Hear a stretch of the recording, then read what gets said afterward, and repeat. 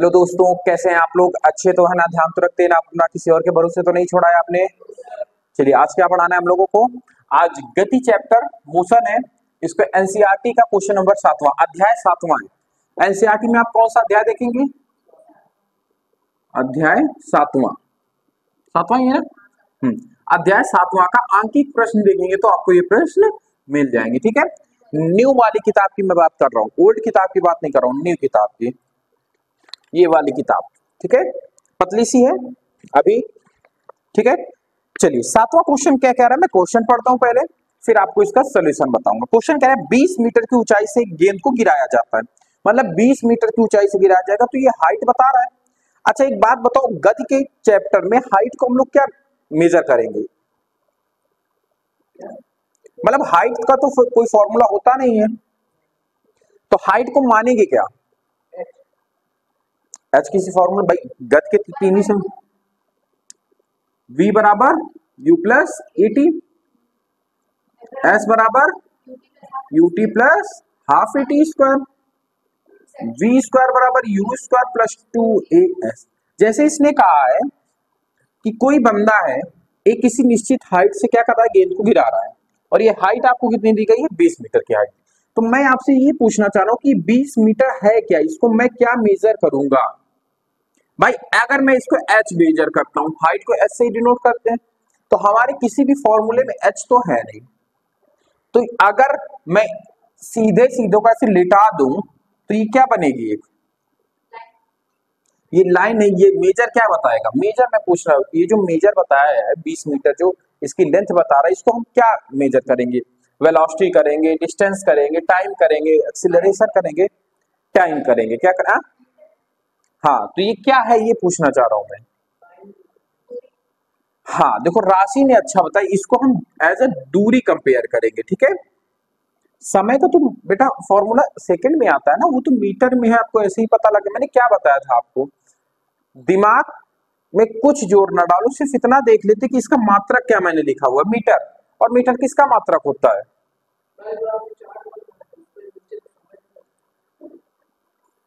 अच्छा, चलो समझ में आई बात आपको। तो ये एज ए क्या मेजर करेगा? दूरी मेजर करेगा। तो डिस्टेंस हमारी क्या, अगर आप हाइट लिखना चाहते हैं हाइट भी लिख देंगे, डिस्टेंस लिखना चाहें डिस्टेंस भी लिख लेंगे। क्या मानेंगे हम लोग इसको? 20 मीटर मानेंगे। क्या मानेंगे? 20 मीटर मानेंगे। ठीक है, अब समझना इसको। ठीक है, 20 मीटर गिराया जाता है, यदि उसका वेग 10 मीटर पर सेकंड स्क्वायर के एक समान त्वरण की दर से बढ़ता है, मतलब एक्सीलरेशन कितना दे दिया है हमें इसने, त्वरण कितना दे दिया है हमें?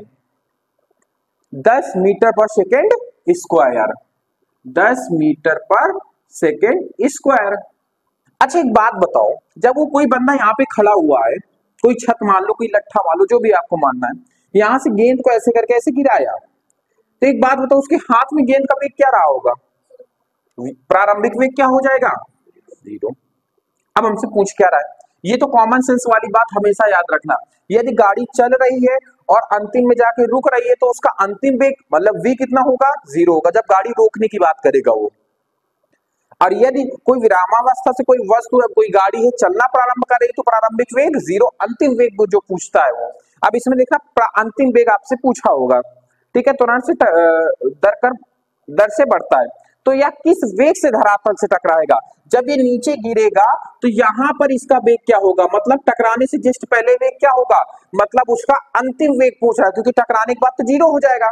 जैसे ही धरती से टकराएगा वो वेग क्या कर देगा? 0 कर देगा। तो वेलोसिटी आपकी अंतिम वेग हमसे फाइंड आउट करवा रहा है, और टाइम हमसे फाइंड आउट करवा, इसमें सेकंड भी है सर, टाइम भी हमसे फाइंड आउट करवा रहा है। कितने समय के पश्चात वो धरातल से टकराएगी, मतलब समय और वेलोसिटी आपसे ज्ञात करवा रहा है। एक चीज हमेशा याद रखना, आपको क्या याद रखना है कि जब भी कोई वस्तु को हम हाथ में पकड़े रहेंगे तब भी उसका प्रारंभिक वेग 0 रहेगा, जब वो धरातल से टकरा गई तब भी उसका वेग इकट्ठा 0 होगा, 0 के बाद फिर जब वो ऊपर की ओर जाएगी तो फिर बढ़ेगा आपका। और एक चीज और याद रखना, इस पूरी कंडीशन में वन लाइनर क्वेश्चन ऐसे बनते हैं, इस पूरी कंडीशन में मतलब कोई बंदा ऊपर से गेंद नीचे की ओर छोड़ रहा है, इस कंडीशन में गेंद की स्पीड सबसे ज्यादा मैक्सिमम कहां पे होगी? आप सोच के बताओ हमें। मतलब जैसे ही कोई बंदे ने यहाँ पे गिराया, सुनो मेरी बात पहले, यहाँ पे गिराया उसने, यहाँ से गेंद, तो उस गेंद की वेलोसिटी जो होगी, उसका वेग होगा, मैक्सिमम कहां पर होगा उसके, यहाँ पे होगा, यहाँ पे होगा, कहां पे होगा, आपको क्या लगता है? तुम बताओ अक्षय। क्वेश्चन ये है कि जैसे मैंने इस मार्कर को गिराया, तो ये मार्कर किसी न किसी वेग से गिरेगा, इस मार्कर का जो गिरने का वेग है सबसे अधिक कहां पे होगा? सिंपल सा क्वेश्चन, अब तो समझ में आ गया होगा। जैसे मैंने इस मार्कर को गिराया ऐसे, तो इस मार्कर को गिरते समय वेग सबसे अधिक कहां पे होगा? जब मैं बिल्कुल छोड़ूंगा तब, या फिर मेरे हाथ में आने वाला होगा, या फिर धरती में टकराने वाला होगा, कब? हाथ में आने का मतलब, मैं अभी तो आपको ऐसे ही दिखा रहा हूं, जैसे मैं इसको गिराऊं तो धरती से टकराएगा जाके, हाथ हाथ का कॉन्सेप्ट ही छोड़ दो। तो इसका वेग कहां पे होगा? इसके मिडिल पॉइंट में होगा, अपर में होगा, नीचे होगा, या बिल्कुल नीचे होगा, कहां पे होगा? हमेशा याद रखना, जब भी वो धरातल से टकराने वाला होगा, उससे बिल्कुल थोड़ी देर पहले ही उस गेंद का, उस वस्तु का सबसे मैक्सिमम वेग वो गेन कर लेगी। मतलब धरातल से टकराने से पहले उस गेंद का, उस वस्तु का, उस कार का, जो भी आप कहना चाहो, उस वस्तु का वेग सबसे मैक्सिमम होगा। कितना होगा? मैक्सिमम। कह दो भैया, प्रूफ करके तो बताओ हमें। आप समझ, यहां पे थोड़ा सा ग्रेविटी का कॉन्सेप्ट लगता है। कौन सा कॉन्सेप्ट लगता है? ग्रेविटी। जैसे मैं मानू कि ये हमारी पृथ्वी है, ये क्या बन गया, मान लो कि हमने पृथ्वी को ऐसे मान लो, माना पृथ्वी।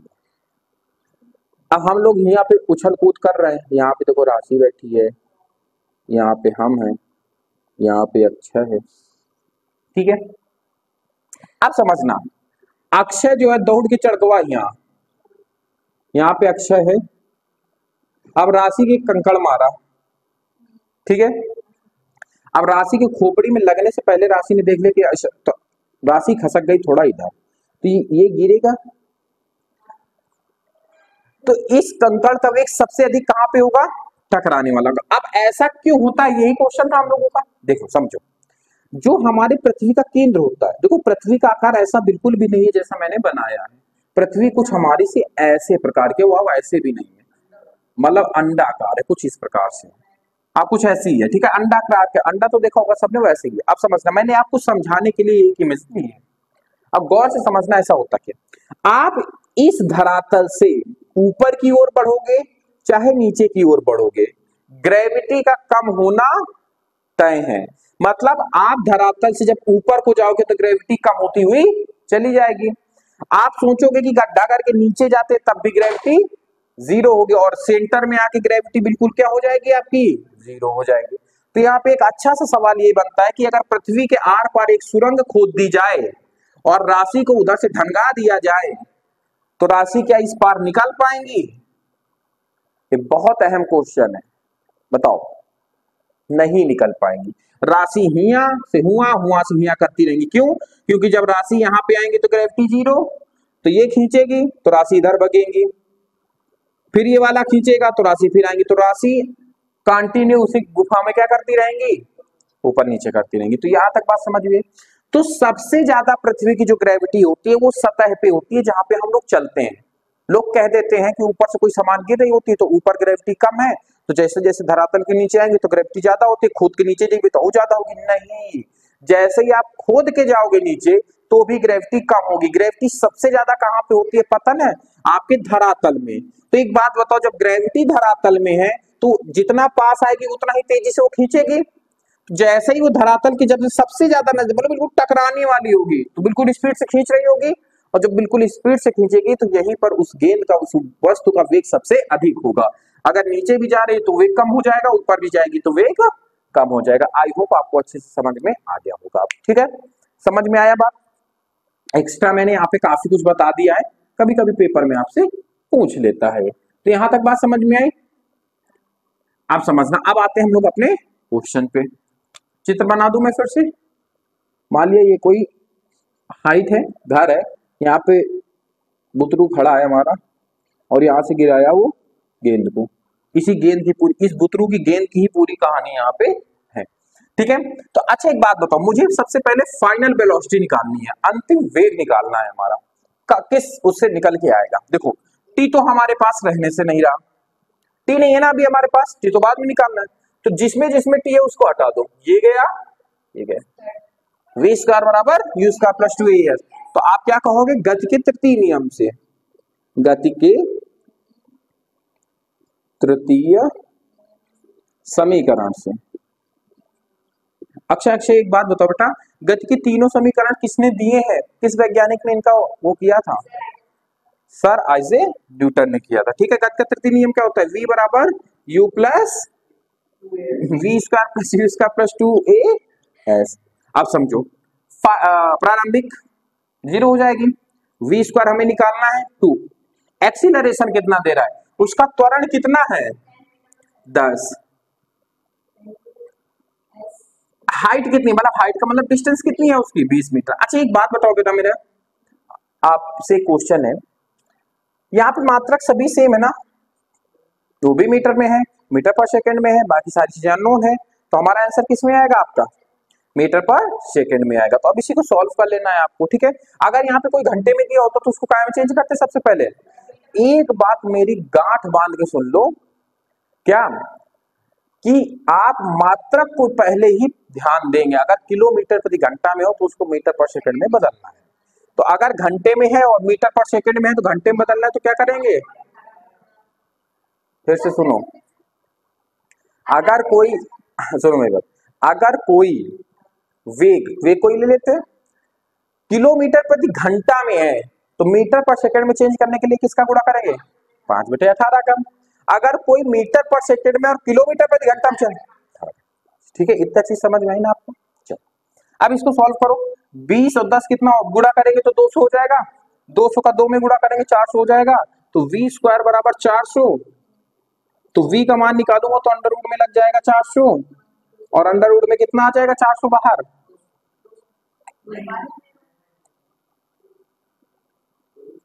200 बाहर आएगा।